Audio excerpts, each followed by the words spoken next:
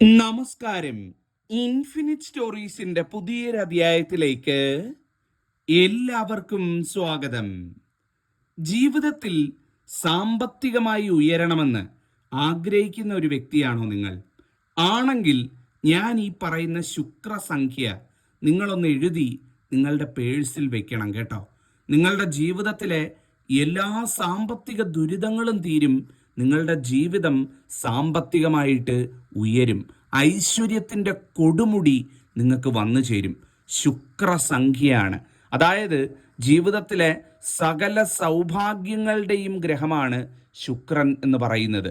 ജീവിതത്തിൽ എത്ര ദുരിതം ഉണ്ടെന്നുണ്ടെങ്കിലും, എല്ലാം നശിച്ചു നിൽക്കുകയാണെന്നുണ്ടെങ്കിലും, ശുക്രന്റെ കടാക്ഷത്തിൻ്റെ ഒരു കണികയുണ്ട് എന്നുണ്ടെങ്കിൽ അതെല്ലാം നിഷ്പ്രഭമായി നമ്മുടെ ജീവിതത്തിൽ സമ്പത്തും സമൃദ്ധിയും ഐശ്വര്യവും ഉയർച്ചയും വന്നു ചേരുന്നതാണ്. ആ ശുക്രനെ പ്രതിനിധാനം ചെയ്യുന്ന സംഖ്യയാണ് ശുക്രസംഖ്യ എന്ന് പറയുന്നത്. ആരൊക്കെ ഇത് പേഴ്സിൽ എഴുതി വെച്ചിട്ടുണ്ടോ അവരുടെ ഒക്കെ ജീവിതം രക്ഷപ്പെട്ട ചരിത്രമേ ഉണ്ടായിട്ടുള്ളൂ എന്നുള്ളതാണ്. ഇത് ആർക്ക് വേണമെങ്കിലും, വിശ്വാസമുള്ള ആർക്ക് വേണമെങ്കിലും എഴുതി പേഴ്സി വയ്ക്കാം. ഇതിന് പൂജയോ മന്ത്രമോ അങ്ങനെയുള്ള കാര്യങ്ങളൊന്നും ആവശ്യമില്ല. ഞാൻ ഈ പറയുന്ന ചിട്ടയോടുകൂടി നിങ്ങൾ എഴുതി വെക്കണമെന്ന് മാത്രം. നിങ്ങളുടെ പേഴ്സിൻ്റെ ഉള്ളിൽ പൈസയൊക്കെ വെക്കുന്നിടത്ത്, അത് നിങ്ങളുടെ മണി പേഴ്സ് ആണെങ്കിൽ അങ്ങനെ, പുരുഷന്മാർ തങ്ങളുടെ വാലറ്റ് ആണെന്നുണ്ടെങ്കിൽ അങ്ങനെ, സ്ത്രീകൾ തങ്ങളുടെ ബാഗോ കൊണ്ടുപോകുന്ന അല്ലെങ്കിൽ ജോലിക്കും പുറത്തൊക്കെ പോകുമ്പോൾ കൊണ്ടുപോകുന്ന ബാഗിനകത്തോ അങ്ങനെ ധനം സൂക്ഷിക്കുന്ന ആ ഒരു പേഴ്സിലോ ബാഗിലോ നിങ്ങളിത് എഴുതി വെക്കണം എന്ന് മാത്രം.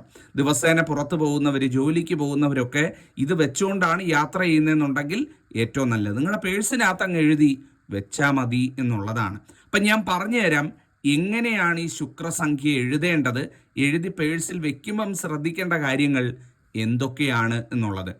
ആദ്യമായിട്ട് എന്താണ് ഈ ശുക്രസംഖ്യ എന്ന് പറയുന്നത്? ശുക്രസംഖ്യ എന്ന് പറയുന്നത് 4 അക്കങ്ങൾ ചേർന്ന് 4 പ്രധാന ഗ്രഹങ്ങളെ സമന്വയിപ്പിച്ച് ശുക്രനോട് ചേർന്ന് ശുക്രനോട് ചുറ്റി വരുന്ന ഒരു സംഖ്യയായിട്ട് രൂപാന്തരപ്പെടുന്ന സംഖ്യയാണ് ഈ ശുക്രസംഖ്യ എന്ന് പറയുന്നത്. 4 നമ്പറുകൾ ചേരുന്നതാണ് ഒരു ശുക്രസംഖ്യയുടെ പൂർണ്ണ രൂപം എന്ന് പറയുന്നത്. എന്താണ് ശുക്രസംഖ്യ എന്ന് പറഞ്ഞാൽ 1, 3, 5, 6. 1356 1356 അഥവാ 1356 അതാണ് ഒരു ശുക്രസംഖ്യ എന്ന് പറയുന്നത്. നിങ്ങൾ ഒരു വെള്ള പേപ്പർ എടുത്ത് അതിൻ്റെ നടുക്കായിട്ട് ഈ ശുക്രസംഖ്യ എഴുതണം. അത് എഴുതുന്നതിന് മുമ്പ് എന്താണ് ഈ 1356 എന്നുള്ളത് എല്ലാവരും അറിഞ്ഞിരിക്കണം. അറിഞ്ഞിരുന്നുകൊണ്ട് എഴുതിയെങ്കിലേ അതിന് ഫലമുള്ളൂ എന്നുള്ളതാണ്. അപ്പോൾ അത് ഞാൻ ആദ്യം നിങ്ങൾക്ക് പറഞ്ഞു തരാം. നിങ്ങളൊന്ന് പെട്ടെന്ന് ഇത് മനസ്സിലാക്കുക. 1 എന്ന് പറയുന്ന സംഖ്യയുടെ അധിപൻ എന്ന് പറയുന്നത് ആദിത്യനാണ്. ആദിത്യൻ അഥവാ സൂര്യൻ വിജയത്തിൻ്റെ സംഖ്യയാണ്. എല്ലാത്തിൻ്റെയും തുടക്കം, നേതൃത്വം, നേതൃപാടവം, വിജയം അല്ലെങ്കിൽ വിജയക്കൊടി നാട്ടുന്നത്, ഇതെല്ലാം ഈ ആദിത്യൻ അഥവാ സൂര്യനെയാണ് പ്രതിനിധാനം ചെയ്യുന്നത്. അപ്പോൾ ഈ ശുക്രസംഖ്യയിൽ 1 എന്ന് പറയുന്ന 1356 എന്ന് പറയുന്ന സംഖ്യയിൽ 1 എന്ന് പറയുന്നത് ആദിത്യൻ അഥവാ സൂര്യനെ പ്രതിനിധാനം ചെയ്യുന്നതാണെന്ന് എല്ലാവരും മനസ്സിലാക്കുക. വിജയത്തിൻ്റെ സംഖ്യയാണ് 1.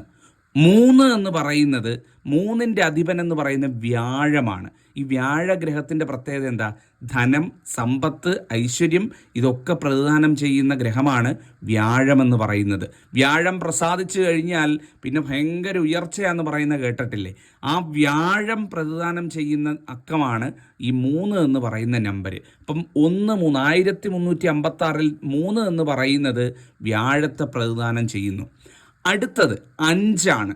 വളരെ പ്രത്യേകതയുള്ള ഒരു സംഖ്യയാണ്. ധനവുമായിട്ടും നമ്മുടെ കർമ്മ മേഖലയുമായിട്ട് ഏറ്റവും കൂടുതൽ ചേർന്ന് നിൽക്കുന്ന സംഖ്യയാണ് 5 എന്ന് പറയുന്നത്. 5 പ്രതിദാനം ചെയ്യുന്നത് ബുധനെയാണ്. ബുധൻ എന്ന് പറഞ്ഞു കഴിഞ്ഞാൽ ബുദ്ധി, അറിവ്, കർമ്മ വിജയം, ചെയ്യുന്ന പ്രവൃത്തിയിൽ വിജയിക്കാനുള്ള യോഗം. നമുക്ക് ധന ഉയർച്ച ഉണ്ടാകണമെന്നുണ്ടെങ്കിൽ നമ്മൾ ചെയ്യുന്ന കർമ്മത്തിൽ വിജയിക്കണമല്ലോ. ചുമ്മാതിരുന്ന ആരും നമുക്ക് ധനം കൊണ്ട് തരത്തില്ലല്ലോ. നമുക്ക് കർമ്മത്തിൽ വിജയിക്കാൻ, ചെയ്യുന്ന കാര്യങ്ങളൊക്കെ പൊന്നായി തീരാൻ അല്ലെങ്കിൽ പൊന്നാക്കി തീർക്കാൻ കഴിയുന്ന, അതിന് ഉതകുന്ന സംഖ്യയാണ് 5 അഥവാ ബുധനെ പ്രതിദാനം ചെയ്യുന്ന 5 എന്ന് പറയുന്നത്. അപ്പം 5 എന്ന് പറയുന്നത് ബുധഗ്രഹമാണ്. ഇപ്പോൾ 1 സൂര്യനാണ്, അതുപോലെ 3 എന്ന് പറയുന്നത് വ്യാഴമാണ്, 5 എന്ന് പറയുന്നത് ബുധനാണ്. ഇനി 6, 1356 അവസാനത്തത് 6 എന്ന് പറയുന്ന സംഖ്യയ്ക്ക് വളരെ പ്രാധാന്യമുണ്ട്. 6 വേറെ ഒന്നുമല്ല, സാക്ഷാൽ ശുക്രനാണ്. ശുക്രനാണ് 6 എന്ന് പറയുന്നത്. ഐശ്വര്യത്തിൻ്റെ എല്ലാ കഷ്ടകാലങ്ങളും തീർത്തു തരുന്ന സംഖ്യയാണ് 6 എന്ന് പറയുന്നത്, ശുക്രനെ പ്രതിദാനം ചെയ്യുന്നത്. ഇപ്പോൾ 1, 3, 5, 6, 1, 3, 5, 6 ചേരുന്ന ആദിത്യനും വ്യാഴവും ബുധനും ശുക്രനും ചേരുന്ന ഈ 4 ചേരുന്ന സംഖ്യയെ ശുക്രസംഖ്യ എന്നാണ് വിളിക്കുന്നത്. അതെന്തുകൊണ്ടാണ് ബാക്കി ഗ്രഹങ്ങളെ പറയാതെ ശുക്രസംഖ്യ എന്ന് വിളിക്കുന്നത്? കാര്യം മറ്റൊന്നുമല്ല, നിങ്ങൾ ഈ സംഖ്യകളെല്ലാം ഒന്ന് കൂട്ടി നോക്കിക്കേ. 1 + 3 + 5 + 6 എത്ര കിട്ടുന്നത്? നമുക്ക് 15 എന്ന് കിട്ടും. 6, 5, 11, 3, 14, 1, 15 എന്ന് കിട്ടും. 15 1ഉം 5ഉം കൂട്ടിയാൽ എത്ര കിട്ടുന്നത്? അത് ന്യൂമറോളജി അറിയുന്നവർക്കറിയാം. 1ഉം 5ഉം കൂട്ടിയാൽ എത്ര കിട്ടുന്നത്? 6. ഇപ്പോൾ 15 എന്ന് പറഞ്ഞ് കിട്ടി. 15ൽ 1ഉം 5ഉം കൂട്ടിയാൽ 6. അവസാനം ഇതിൻ്റെ ഒരു ആകെ മൊത്തം തുക എന്ന് പറയുന്നത് എന്താണ്? 6ലാണ് വന്ന് നിൽക്കുന്നത്. 6 ആരാണ്? 6 എന്ന് പറയുന്നത് ശുക്രനാണ്. ആ ശുക്രനുള്ളിൽ എന്തൊക്കെയുണ്ട്?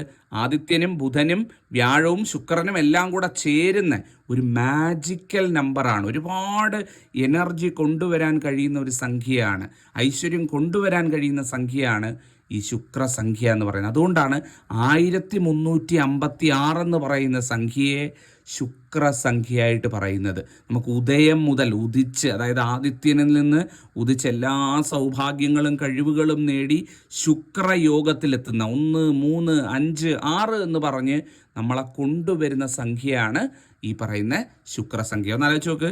ഉദയത്തിൽ നിന്ന് വന്ന് നമ്മൾ ഓരോ സൗഭാഗ്യങ്ങൾ, കഷ്ടതകൾ തീർന്ന് നമുക്ക് ഓരോ കഴിവുകൾ ആർജിച്ച് ശുക്രനടിച്ച് ഒടുവിൽ വിജയത്തിലെത്തുന്നു. 1356. ഇതാണ് നിങ്ങൾ എഴുതേണ്ടത്. ഇത് എഴുതാനായിട്ട് എടുക്കേണ്ടത് വളരെ വ്യക്തമായിട്ട് ഞാൻ പറഞ്ഞുതരാം.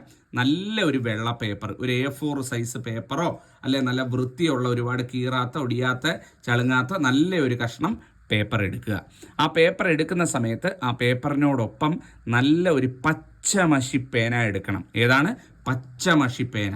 അത് ഇല്ലെന്നുണ്ടെങ്കിൽ അതിന് വേണ്ടിയിട്ട് ഒരു 10 രൂപ മുടക്കി ഒരു കടയിൽ നിന്ന് ഒരു പച്ചമഷിപ്പേന വാങ്ങിക്കുക.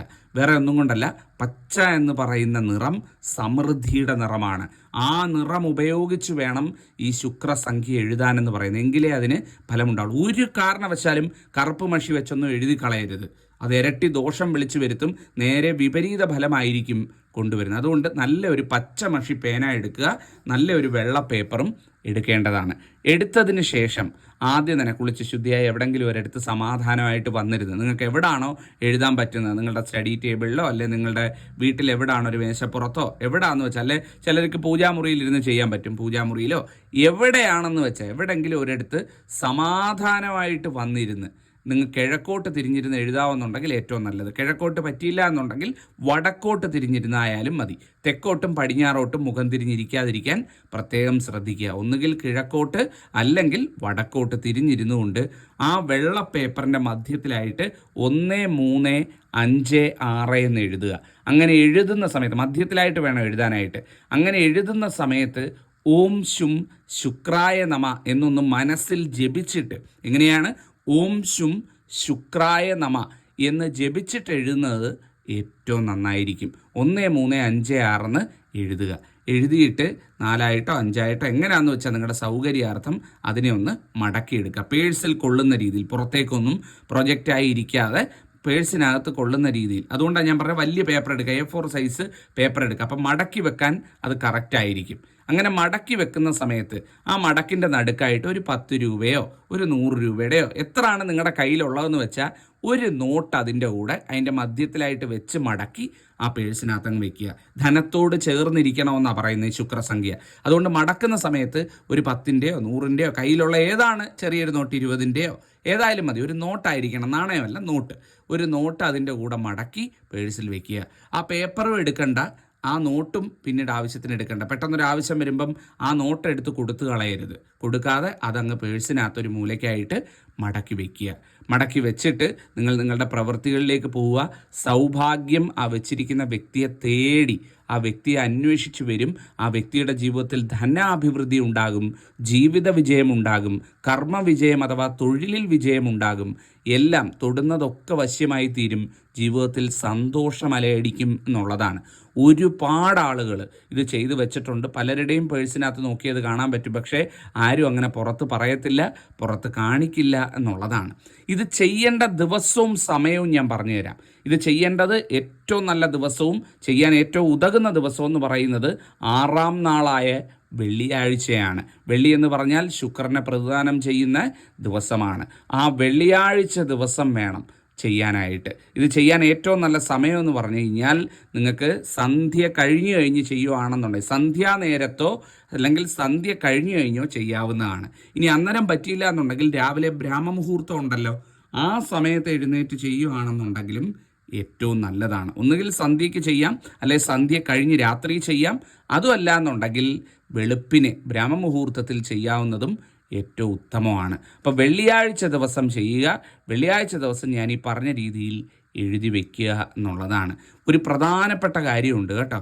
നിങ്ങളിത് പേഴ്സിലോ ബാഗിലോ ഒക്കെ വെക്കുന്ന സമയത്ത് ആ പേഴ്സിന് ഓട്ടയോ കീറലോ ഇല്ല എന്ന് ഉറപ്പ് വരുത്തണം. നമ്മൾ മൂദേവി ഇരിക്കുന്നിടമാണ് ഈ കീറലും ഓട്ടയുള്ള ഇടമെന്ന് പറയുന്നത്. അങ്ങനെ ഒരു പേഴ്സിലേക്കാണ് നമ്മളിത് കൊണ്ടുപോയി വെക്കുന്നതെന്നുണ്ടെങ്കിൽ ഒരു ഫലവും കിട്ടില്ല എന്നുള്ളതാണ്. അപ്പം പേഴ്സൊക്കെ കീറി തുടങ്ങിയവരാണ്, പഴകി തുടങ്ങിയവരാണ്, ഓട്ടയൊക്കെ വീണിട്ടുണ്ട്. പ്രത്യേകിച്ച് ഞാൻ പറയുന്നത് പുറമേ ഉള്ള അല്ലെങ്കിൽ അതിൻ്റെ ഒരു ഭംഗിയല്ല പറയുന്നത്. പേഴ്സിന് ഓട്ട വീഴും, അടിഭാഗത്ത് ഓട്ട വീഴും, എന്നാലും അത് തന്നെ കൊണ്ടു കിടക്കും. അത് ചെറിയ ഓട്ടയായിരിക്കും, പക്ഷേ പൈസയൊന്നും പോകുന്ന ഓട്ടയൊന്നും ആയിരിക്കത്തില്ല. പക്ഷേ അങ്ങനെ ആണെങ്കിൽ പോലും അത്തരത്തിൽ വെക്കാൻ പാടില്ല. അങ്ങനെയുള്ള പേഴ്സ് ഉണ്ടെങ്കിൽ ചെയ്തുകൊണ്ട് നിങ്ങൾ ഉദ്ദേശിക്കുന്ന ഫലം കിട്ടില്ല.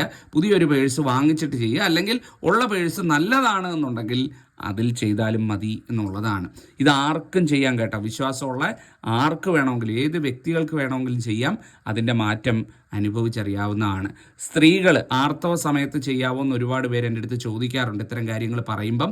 അപ്പോൾ അവരോട് പ്രത്യേകം പറയുന്നു, ആർത്തവ സമയത്ത് ഇത് ചെയ്യേണ്ട. ആർത്തവ സമയം കഴിഞ്ഞിട്ട് ഒന്ന് കുളിച്ച് ശുദ്ധിയായി വന്ന് ഐശ്വര്യമായിട്ടിരുന്ന് ചെയ്യുന്നതായിരിക്കും ഏറ്റവും നല്ലത് എന്ന് പറയുന്നത്. അപ്പോൾ ഏതെങ്കിലും ഒരു വെള്ളിയാഴ്ച വയ്ക്കുക. ഒരു പച്ചമഷി പേനയാണ് നിങ്ങൾക്ക് ഇതിനെ വെളിയിൽ നിന്ന് വാങ്ങേണ്ടി വരുന്നതെന്ന് പറയുന്നത്. പച്ചമഷി പേന വാങ്ങിച്ച് വയ്ക്കുക. ഐശ്വര്യമായിട്ട് ഇത് ചെയ്യുക എന്നുള്ളതാണ്. എന്തെങ്കിലും സംശയങ്ങളോ ചോദ്യങ്ങളോ ഉണ്ടെങ്കിൽ ചോദിക്കാം. 1, 3, 5, 6 എന്ന് പറയുന്ന ശുക്രസംഖ്യ ഇതേപോലെ എഴുതി വയ്ക്കൂ. അതിൻ്റെ ഉയർച്ച നിങ്ങൾക്ക് കിട്ടിയിരിക്കും എന്നുള്ളതാണ്. അപ്പോൾ ഇത് പറഞ്ഞുകൊണ്ട് അധ്യായം അവസാനിപ്പിക്കുന്നു. ജഗദീശ്വരൻ അനുഗ്രഹിക്കട്ടെ. നന്ദി, നമസ്കാരം.